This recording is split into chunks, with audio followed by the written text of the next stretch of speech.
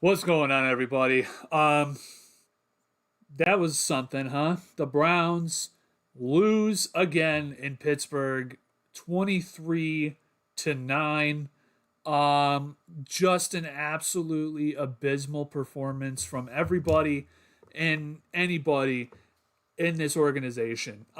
Continuously showing you that this offense is inept. It is downright putrid. It is, frankly, not even professional. This is like an amateur going out there and calling plays for an NFL organization. This Browns team, perhaps, is probably the most, probably the worst team since 2017.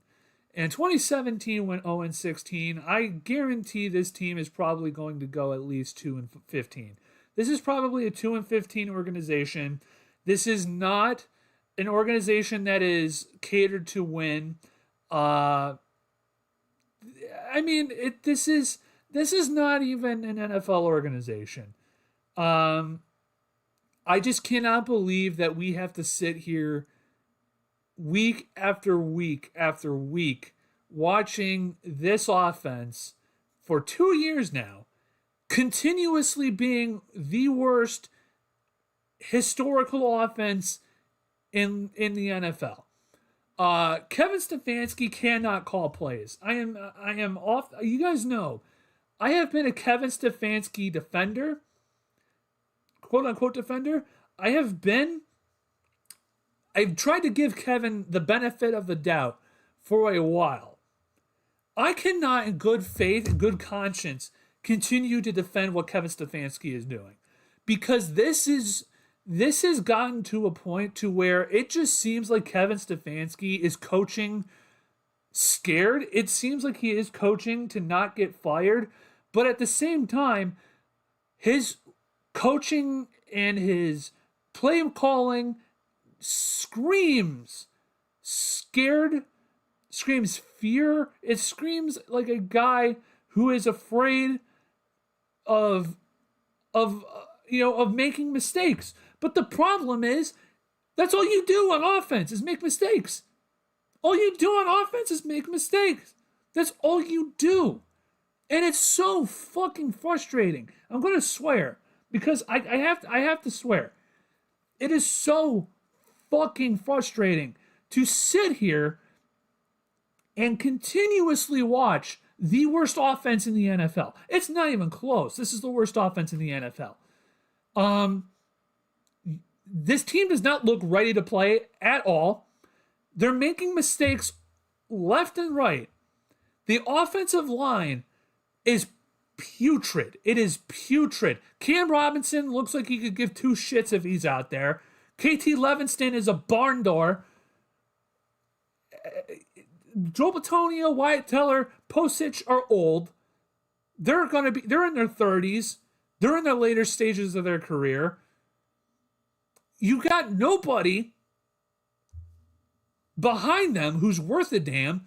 Zach Zinner, you spent a third-round pick last year on Zach Zinner. He's a healthy scratch for the 6 games that you've played so far this season. Is Zach Zinner that bad?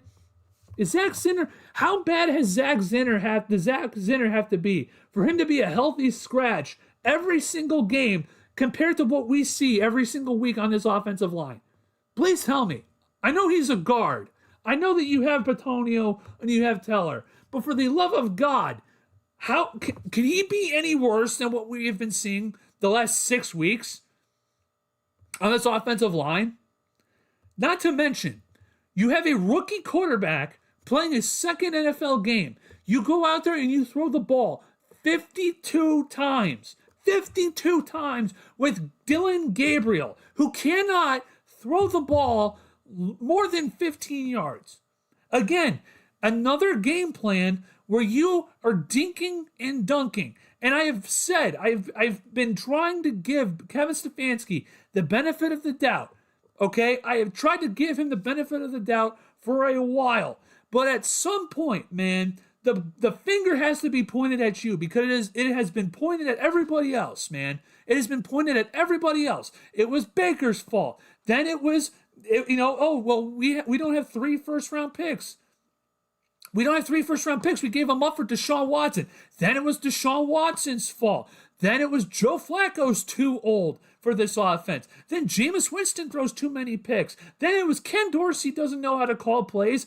The receivers don't like doing these choice routes. They don't like playing out of structure. At some point, man, it has got to be your fault. And he's going to say the same things in this press conference. I got to coach better. We got to play better. No, man, you got to coach better. You got to be exponentially better, because what we have been watching this entire season and the entirety of last year, this team is not ready to play. They're not prepared to play every single week. They're not. Defensively, they are. Offensively, they look absolutely fucking clueless out there every single week, and it has been 20 games. No, it has been 23 games. It's been 23 games. You are 4-19 in your last 23 games. 4-19 in your last 23 games, guys. And you are going to sit here and tell me that you have to do better? No shit, Sherlock, because you can't get any worse. You cannot get any worse.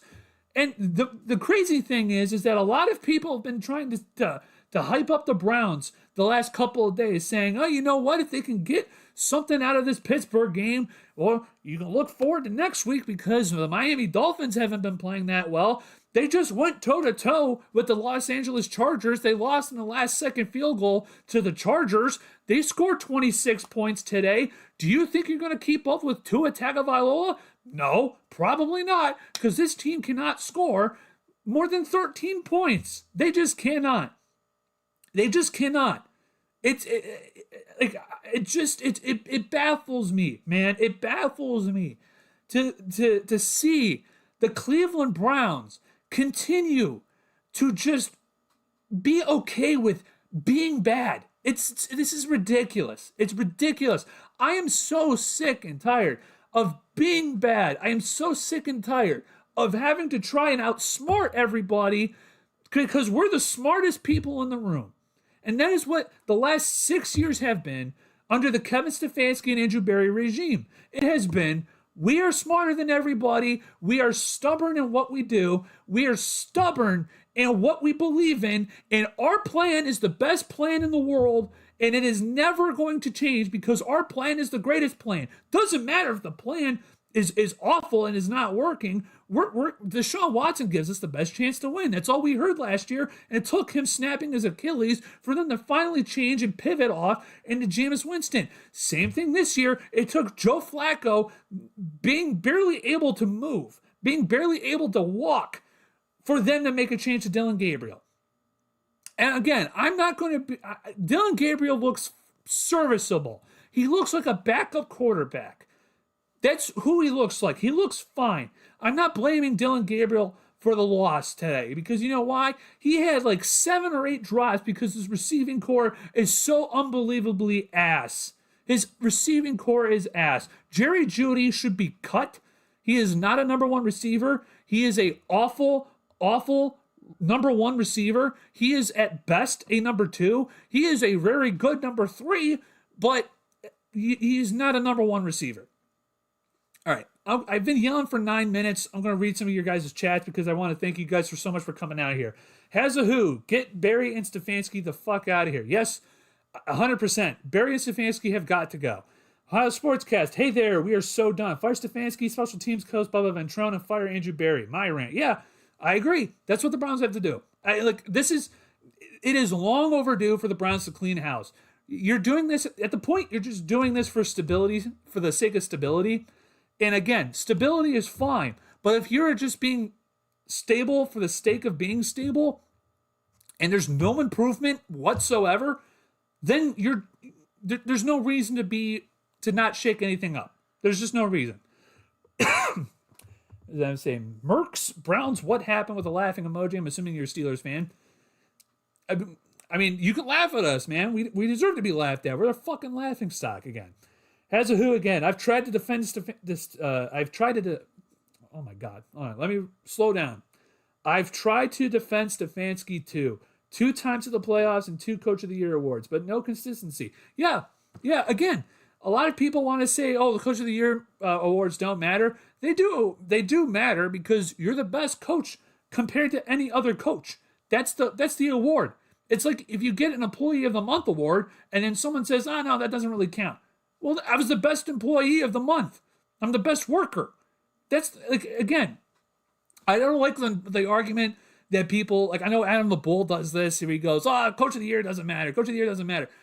It matters, man. You're considered the best coach of the year. Okay, that's what matters. If D'Amico Ryan won an NFL Coach of the Year award, all these people were saying, "Oh, D'Amico Ryan shouldn't win Coach of the Year." So then, why was everyone going to be upset if D'Amico Ryan won? Has a who again? We need to do better. We need to do better. Yeah, Kevin Stefanski. That's all he says in his press conferences. And Troll Hunter, thank you. I love this guy. Yeah, well, I appreciate it. But again, I mean, the Browns again just continue to just be abysmal. I'm going to look at some of the stats here. I'm going to try and get some stats for you guys because, I mean, listen to this, okay? So the Browns, Dylan Gabriel, 29 of 52. 29 of 52. 52 pass attempts in your second start as an NFL quarterback behind his offensive line. 221 yards, 0 touchdowns. Probably could have been picked off like 5 times. But everyone just kept dropping everything. And I'm assuming you're going to have to account in like 7 or 8 drops from the Cleveland Browns and probably like 4 or 5 from Jerry Jeudy. Quinshon Judkins, 12 rushing attempts. 12 rushing attempts from Jerry Jeudy or from Quinshon Judkins. You rush him 12 times for 36 yards. So 3 yards a carry for Quinshon Judkins. Why? What was the offensive game plan here? I don't understand the offensive game plan here. Harold Fannin was your leading receiver. 7 receptions, 81 yards. He had that bad drop in the third quarter. Dylan Gabriel scrambled to his left, had that absolute dart. Hit him in the hands, should have caught it.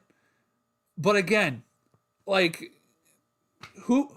throwing to just absolutely nameless players. At one point, the Browns had their best drive all game long in the third quarter. Maybe it was like early fourth quarter, but they had the ball at like the 4-yard line after you get a DPI call on for the one guy tackling Jerry Jeudy, and you have a slant pattern where Isaiah Bond is wide open. If he just turns his head and has his hands up, he can catch it and easily go in for a touchdown. You have a guy, Isaiah Bond, who's running a slant route, not looking for the ball, bounces off the side of his helmet, and then he starts complaining. Again, this team does not look ready to play. And again, that's a coaching issue. And again, I want to talk about this too, because this game against the Steelers shows you the organizational and personnel differences. I tweeted this out during the game. It shows you the organizational and personnel differences between these two teams. Okay? Mike Tomlin, top 5 coach in the NFL, even though Steelers fans want to throw him out because he hasn't won a playoff game in over 10 years. Mike Tomlin went to the playoffs last year with Justin Fields and Russell Wilson starting the majority of the season. What are they doing now?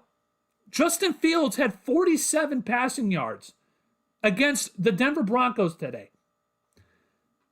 Russell Wilson was so bad as the Giants quarterback, he was getting booed when he came in for one passing play. He came in because Jackson Dart was getting evaluated for an injury, and the home crowd was booing him. That was how bad he is. That's how bad and washed he is. And Mike Tomlin went to the postseason with them. But Kevin Stefanski cannot score 20 points with Deshaun Watson, Jameis Winston, DTR, Joe Flacco, Billy Zappi, or Dylan Gabriel as the starting quarterback. He's had 6 different quarterbacks. And you mean to tell me Justin Fields or Russell Wilson, they cooked Russell Wilson? is going to lead a Steelers team to the playoffs? Again, it's like I said earlier in this rant, in this show. At some point, the finger has to be pointed at you, Kevin. At some point, everyone else that you said was the problem, everybody else that everyone said was the problem. Baker had to go. Deshaun had to go. Ken Dorsey had to go. Everybody you said, everybody blamed all the offensive woes on instead of Kevin, are gone. They're gone. Joe Flacco's too immobile. He's not throwing the ball deep. He's just doing dinks and dunks. He's missing wide open bomb shots down the field. Isaiah Bond's wide open on the post corner route. That's all you have to do is just chuck it. Everybody's gone now, Kevin. Everybody's gone. And we're still seeing awful quarterback play, awful offensive game planning, awful offense all around. And again, the entirety of the offseason, what did we hear from Kevin Stefanski?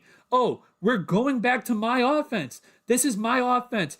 I'm not going to get Ken Dorsey, who wanted choice routes and a bunch of all these other mismatch concepts and all this other stuff that Ken Dorsey wanted to do. No, we're not doing that. We're going back to Kevin Stefanski offense, 12 personnel, heavy packages, all of this stuff. And again, you said this.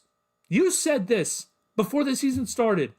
This is going to be our offense. We're taking it back. Joel Bitonio said this. We're going back to what we did in 2020. And guess what? It looks like shit. So again, man, the finger has to be pointed at you. And this is why I'm saying Stefanski has to go. Andrew Berry has to go. Paul DePodesta has to go. Tommy Rees has to go. Bubba Ventrone has to go. The only person on this coaching staff that should remain in their position is Jim Schwartz. That is the only person who has shown that he can get his guys ready to play day in and day out. That's the only guy on this coaching staff or any of the personnel groups. That's the only person who has done his job, and that has been Jim Schwartz. Even last year, when the defense wasn't that great, they were still better than most. When was the last time the Browns' offense has been better than most? Seriously. Again, we'll go more chats here. Hazahu, again, thank you so much for chatting. Dan Lanning for head coach. I would love that, but I don't think he's going to leave Oregon. I do not see him leaving Eugene for the Cleveland Browns. I would love it because I think he's a great coach and he's a great motivator. I think he's absolutely the opposite of what Kevin Stefanski is. But he's also a defensive head coach too. So you're going to have to find an offensive coordinator. Maybe you can bring in the offensive coordinator from Oregon. I forget his name off the top of my head. And maybe, you know what, if you get Dante Moore in the draft, you can continue the game plan and development system that you're doing in Oregon. You can do it in the NFL. Who knows? But I would love that for sure. Steve Ryan, very well-deserved rant. You keep it real. I'm very tired of the Cleveland media not ripping into Stefanski. I appreciate that, Steve.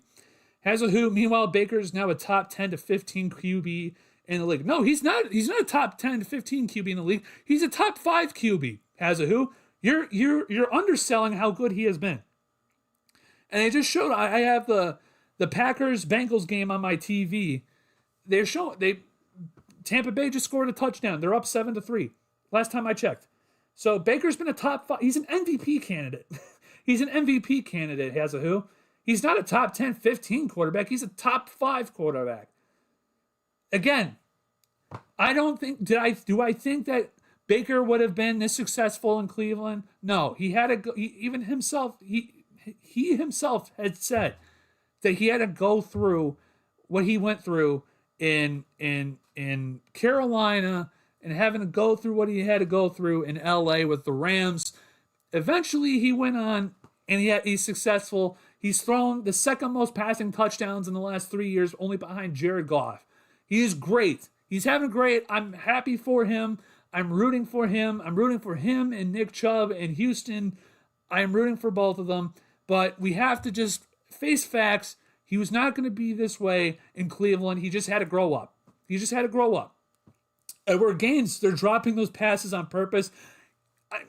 I mean, no, they're not. They're just checked out. Well, first of all, one, they're checked out. Two, they're just not good. Okay, they're just not good. When Isaiah Bond is your second receiver on your depth chart, you have a problem. He's an undrafted rookie. That's a bad sign, guys. It's a bad sign. Jamari Thrash not really doing that much, even though Mary Kay Cabin and all these other Cleveland Browns reporters were saying how great Jamari Thrash looked in practice. Well, I'm so glad that he's doing so glad he's doing it in a game. Because wake me up if Jamari Thrash is performing the same way he did in practice. Oh boy, again, overhyping everything in practice to try and make everyone feel great about the Browns. Gage Larvidan looked fine. Again, the referees had a horrible call where he had that slant about 10, 15 yards, was breaking tackles. He probably could have scored a touchdown, to be honest with you, if the refs didn't blow the whistle dead like in 5 seconds or half a second. But, I mean, again, the Browns have no receivers. Your leading receiver is a tight end. Is your rookie tight end, Harold Phantom. Okay? So, again, Jerry Jeudy cannot be your number one. Jerry Jeudy is awful. He's a diva. He cannot catch the ball. He's having way higher drop rate in Cleveland than he did in Denver. I don't remember the stats specifically off the top of my head in terms of drop percentage with Jerry Jeudy, but I think last year it was like 8% or 9% of his passes or of his catches were drops. I'm sure it's higher this year. I'm sure it's like 12% or something. I think he's leading the league in drops. I know he was tied for the league lead in drops. But yeah, Jerry, you're going to have to draft a receiver probably in the first round, maybe in the second. You have a little bit of a higher second round pick in like the mid 30s. Maybe you can draft a receiver in the second round pick. But I mean, you have so many holes that you have to fill. And that's the problem, because you have an organization and a GM and a head coach who out of 6 years have only had one good draft, and the one good draft was last year. That's the issue. That's why the Browns have been so bad, guys. And I think that's been a thing that hasn't been talked about enough. Okay, because everyone talks about how great that this draft has been for the Browns, right? A lot of people have been saying how great Carson Schwarzenegger has been, Mason Graham has been, Harold Fannin has been, all these rookies that we got last year have been for the Browns, right? And yes, they have been great. They have been absolutely fantastic. But out of the last 5 years before that, prior to that, outside of what, JOK, maybe Greg Newsome, maybe Grant Delpit, who out of that group in the last 5 years before this draft have been consistently a good player? You can't say anybody. You cannot say anybody. And again, that is the reason why the Browns are in the position they are in today, because the Browns were horrible at drafting. They are horrible at drafting. It was only until last year they hit a grand slam. Everybody, all the rookies they drafted have been fantastic this year.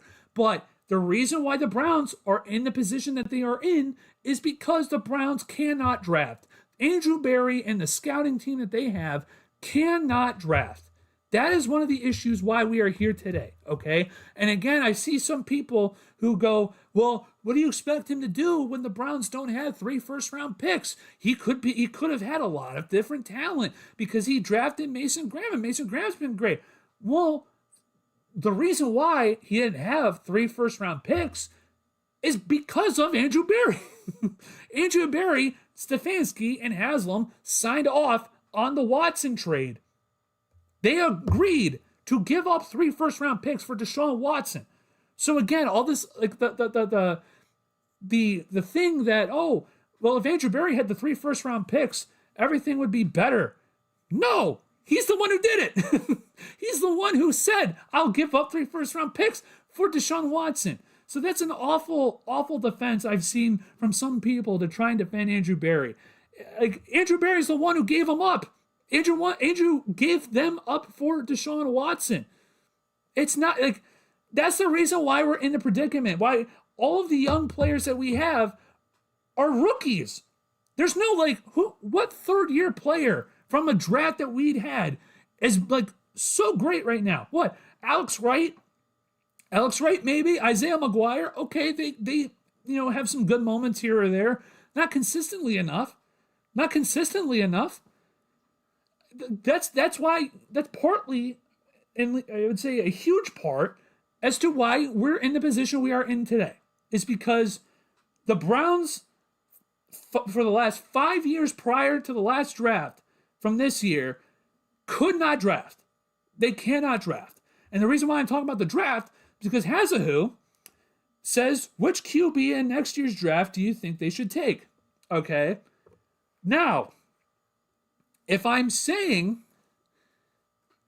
who I think they should take, I would honestly say my top 3 quarterbacks right now that I would take if I'm the Browns are Fernando Mendoza, who I see Jared Goff. I think his pro comp is Jared Goff. He's 6'5". He has the size. He can move around a little bit. He's got a great arm, great accuracy, looks the part, okay? And he limits mistakes. He limits turnovers. He's only had 2 interceptions so far this season, okay? That is probably my QB1. My other QB is Dante Moore from Oregon, who we saw, he had his struggles yesterday. He had 2 interceptions. He only had 1 coming into the game before that. The only thing with Dante is that he has only played or started in 11 games. So I don't think he's going to come out this year. I don't think he's going to be in the draft. But I would draft him because I think he has a lot of potential. I see CJ Stroud as a comp for him. I see a lot of people are talking about Jaden Daniels. I can see CJ Stroud. He doesn't move as well as either of them, but he can move around in the pocket. 6'3" as well. So I would like him. The other guy I like a lot is Lenore Sellers. I think he's got the gifts and the intangibles to be really great.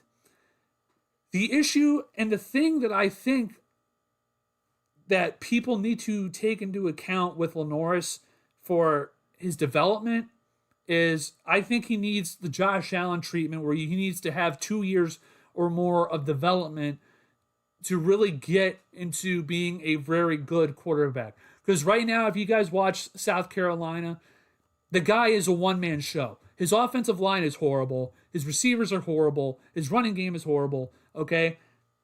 But he has the arm talent. He can maneuver around the pocket. He can run. He's 6'3", 245, guys. He can run and shed off D tackles like it's nothing, okay? So those are the 3 guys right now, as of this current moment, that are projected to come out this year that I would take, okay? Fernando Mendoza, Dante Moore, Lenore Sellers. Those are the 3 guys, okay? That is it. That is it for me so far.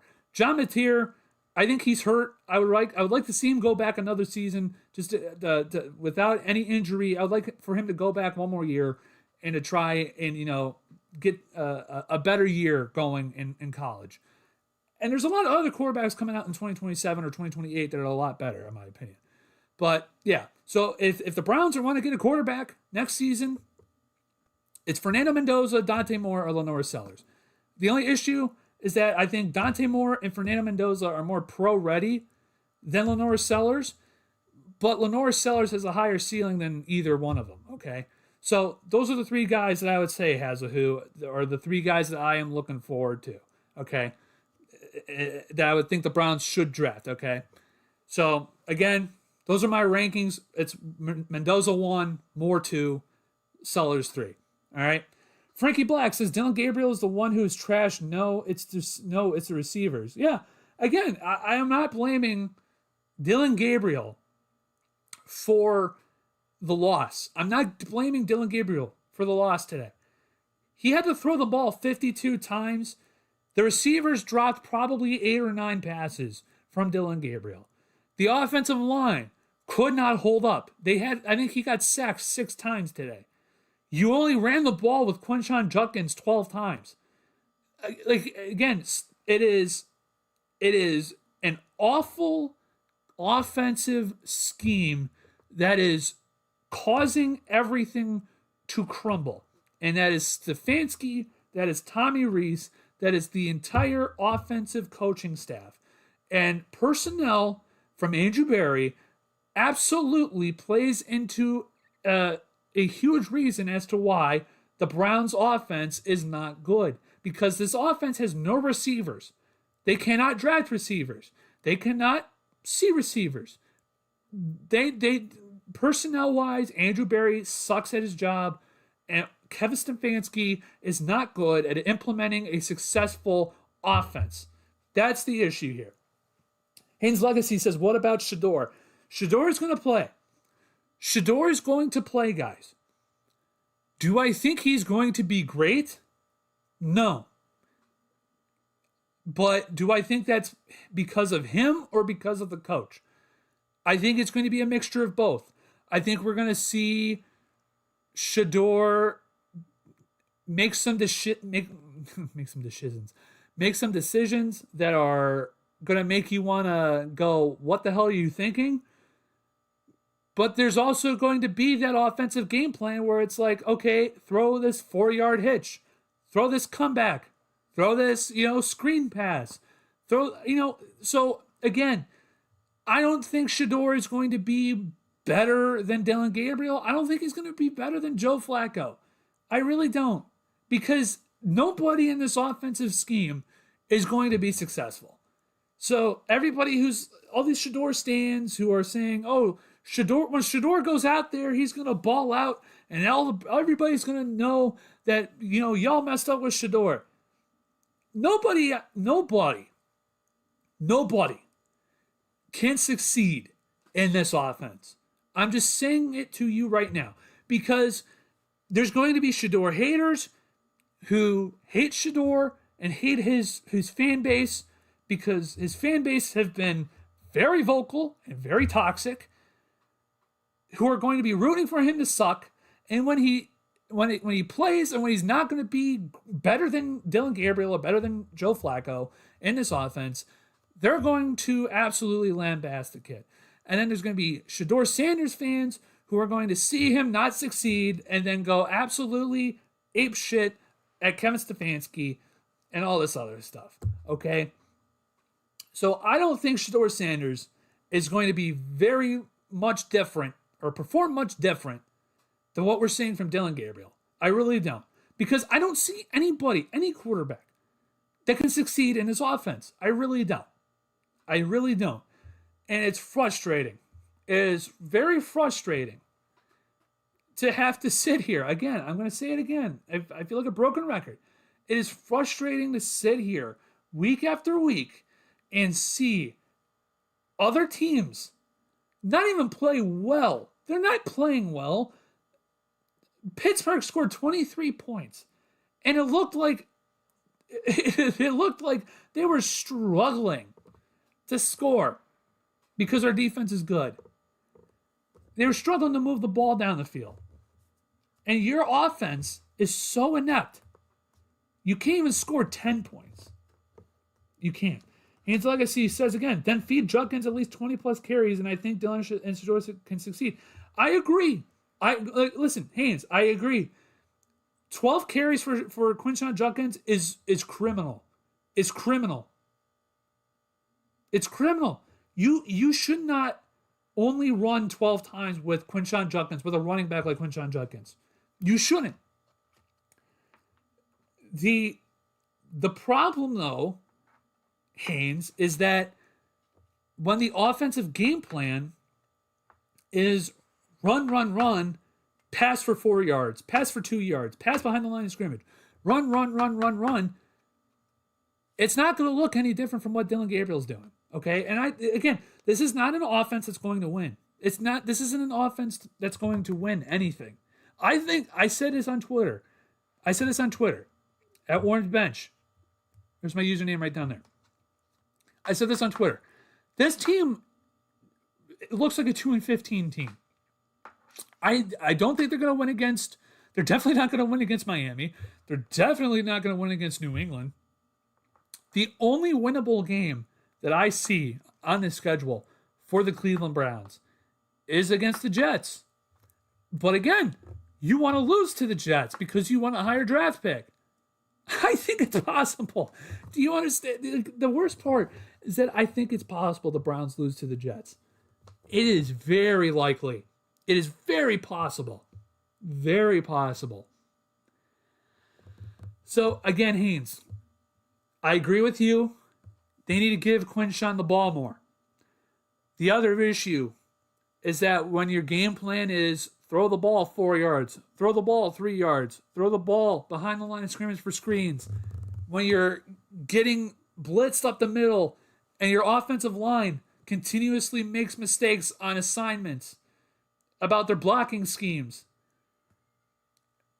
I don't expect Shedeur to be successful. I don't expect Shedeur to be the savior that some people want him to be. And I think it's an unjust expectation that Shedeur Sanders fans are putting on Shedeur. And when he's not going to look good, they're going to go absolutely apeshit over, Stefanski. And rightfully so, because Stefanski is not good. But if you think that Shedeur is going to be the savior, I just think you're sorely mistaken. Haynes, again, which quarterback can play action and get the ball up the field? But that's the problem. That's the problem, Haynes, is that they're not doing that because you don't have the receivers. You don't have receivers who are getting open. You don't have receivers who are downfield threats.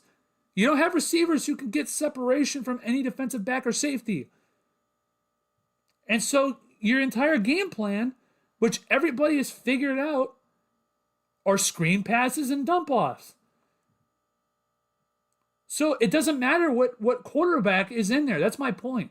I'm not trying to knock Shedeur. I'm not saying Shedeur sucks. I'm just saying that the offense that's going to be around Shedeur, and Shedeur himself is not ready, I don't think. I don't think Shedeur is going to be this, this franchise-saving quarterback. But I just don't, the offense that is being, curated by Kevin Stefanski and the personnel that has been given to him by Andrew Berry are horrible.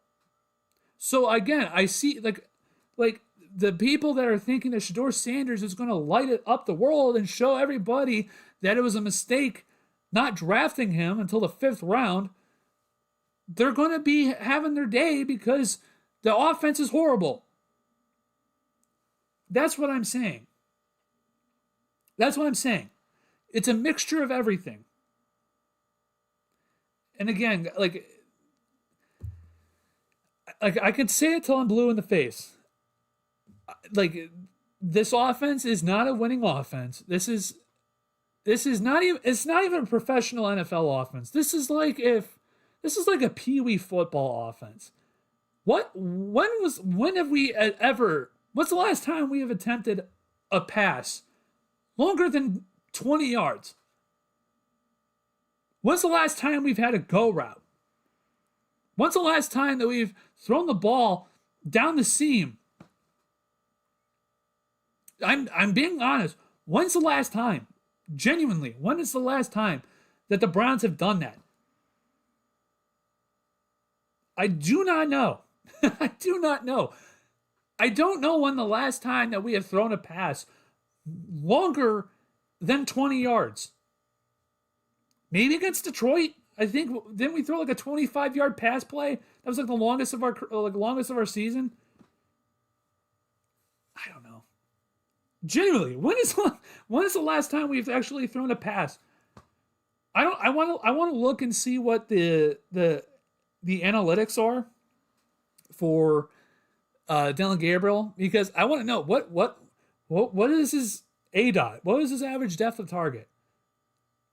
I guarantee it is sub 10. It's definitely sub 10. I guarantee it may be sub 8 yards. His average depth of target may be sub 8. I don't know if anyone knows in the chat. Do you guys know? Did they come out with those advanced analytics yet? But I think last week his advanced or his A dot was like 6.8 yards per attempt, which is just absurd. Haynes Legacy, you are correct. I appreciate you agreeing with me. I hope I made sense with my argument at least. I'm glad that you can agree with me. As a who says, I can't imagine how hard it must be to be Jim Schwartz. Yeah, I know. Again, that's what I said. The only coach on this staff who is doing their job is Jim Schwartz. And that's why if you clean house, if you fire AB, you fire Kevin, you fire Tommy Reese, you fire Bubba Ventrone, you fire Deuce Staley, you fire Chad O'Shea, you fire all these guys. The only person that you keep on this staff is Jim Schwartz. Now, do I want him to be the head coach? No, I would like someone younger. Like I said, I think Hazard who said it in the chat as well. Dan Lanning from Oregon. I would love to have him. He's a guy that can fire you up. He can fire guys up. He's a great motivator. My problem is he's a defensive head coach. He's a defensive head coach, and I don't see him leaving Eugene for the absolute dog crap pile that is the Cleveland Browns as an organization. I really don't. Do I wish that would happen? Yeah, I do. But I don't think it's going to happen. And I would, if I'm Haslam, I would be going up to Detroit and I would be on both knees saying, John Dorsey, please forgive us. What is it going to take to bring you back to Cleveland and rebuild our franchise again? What will it take? What will it take? Do you want money? Do you want more power? Do you want more decision-making power? What would you like? And whatever John Dorsey says he wants, John Dorsey gets. Because the vast majority of your talent came from John Dorsey. He knows how to pick players, man. He did it in Kansas City, he did it here, and he did it in Detroit. The man knows talent. He knows what good football players look like. So if I'm Jimmy Haslam, I am going up there to Detroit. I am saying, John Dorsey, please forgive me. Will you take me back? And if he says no, go somewhere else. If he says yes, you give him whatever he wants and you hire him right on the spot. You say, done. Whatever you want, done. Just come back. Come back. Identify one of these quarterbacks. Identify offensive line. Identify any talent group. Just come help us. That's at the point. We're at the point. This is 2017 all over again. I told you guys this before the season started. This is 2017 all over again. This is 2017. And I know that Haslam and them said, we're in a rebuild. We trust Kevin. We trust AB. But I laid it out for you guys early in the show. Andrew had a good draft last year or this year. What about the last 5 years? That's a lot of the reasons why you're in the position that you are in right now is because you could not draft well. The last 5 years. That's on AB. A lot of the reasons why you're in the position you are in right now is because of Kevin and the offensive scheme that he has called and that he has designed have been absolutely horrible. That's on Kevin. The leadership in the locker room. The reports that came out last year that some players were given certain treatment, more leeway, like Deshaun Watson was given more leeway than most people in the locker room. The splits in the locker room between Baker Mayfield, Odell Beckham Jr., Kevin Stefanski, that's on Kevin. That's on Kevin. That's a culture problem that has gone under the rug. The personnel, the players that you get in free agency and on undrafted free agents and in drafts, that's a Kevin Stefanski and Andrew Berry problem. That's an identifying talent issue. there are so many people or so many reasons why Kevin Stefanski and Andrew Berry should be fired. The problem is Jimmy Haslam going to do it? Probably not. Probably not. I'm just being honest. He's probably not going to do it. And we're going to be stuck. We're going to be stuck. And I think, honestly, if he does make it, if they do make it, I think they got till next year. I really do. I really think next year, Jimmy Haslam is probably going to say, okay, this is your last year. I genuinely think so. Sean Moody, Barry is a moron for not drafting a receiver. He should have drafted 2 like we did at QB. Well, yeah. Again, today was a perfect example. Instead of Dylan Gabriel at 3 or in the 3rd round, I wanted Jack Sawyer. And what happened? Jack Sawyer absolutely was dominating in today's game. I wanted them to draft Josh Downs in 2022 or 2023. Josh Downs has been great.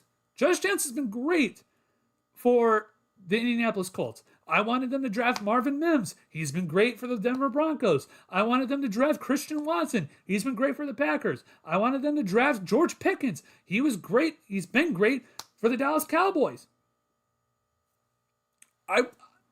But again, they take Jimmy's guy in Tennessee, Cedric Tillman, who looks the part, doesn't act the part, but because he had 4 good games last year, all of a sudden he gets all the benefit of the doubt. You draft David Bell, who's a possession receiver, not really a barn burner, doesn't really do anything in the NFL. You draft Anthony Schwartz, who is a glorified track star, still learning how to play football, how to play the position of wide receiver. You draft him in 2021. The dude can't catch. He had 1 memorable touchdown, which was an end around against the Tampa Bay Buccaneers back in 2023. Outside of that, the only reason why he's known is because he gave up on a route that eventually caused the first domino to fall in why we are here today, which is he gave up on a route and caused Baker Mayfield to have to make an open field tackle that tore his labrum. That's the only reason why Andrew Schwartz is known. The only good receiver that Andrew Berry has drafted was Donovan Peoples-Jones, and that was a 6th round pick. That was the only good receiver. Only good receiver. Michael Johnny says, we want Shedeur. We want Shedeur. You're going to get Shedeur. Just do not expect him to, be the savior. Do not, like I said it before the Haynes. If you think Shedeur Sanders is going to look any better than Dylan Gabriel has looked in this offense, you are in for a rude awakening because Shedeur, nobody is going to be successful in this offense. And Shedeur is going to show you why people passed up on him, why he's not ready.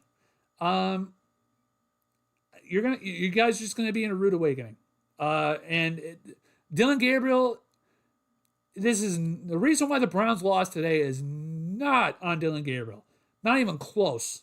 Dylan Gabriel is probably like the 9th or 10th reason why we lost today. 9th, like on the totem pole. As a who right on the money bench, I appreciate it. I need to see a Super Bowl win before I die. Yeah, I do too. I wish I can. I'm only 24 years old. I honestly am like at the point where I don't think I'm going to see one. I know people are going to roll their eyes at me, but like with this franchise, I don't think so. I'd be shocked. Michael Johnny, if we play Shedeur, at least we have a chance to. Okay, buddy. I don't think so. No.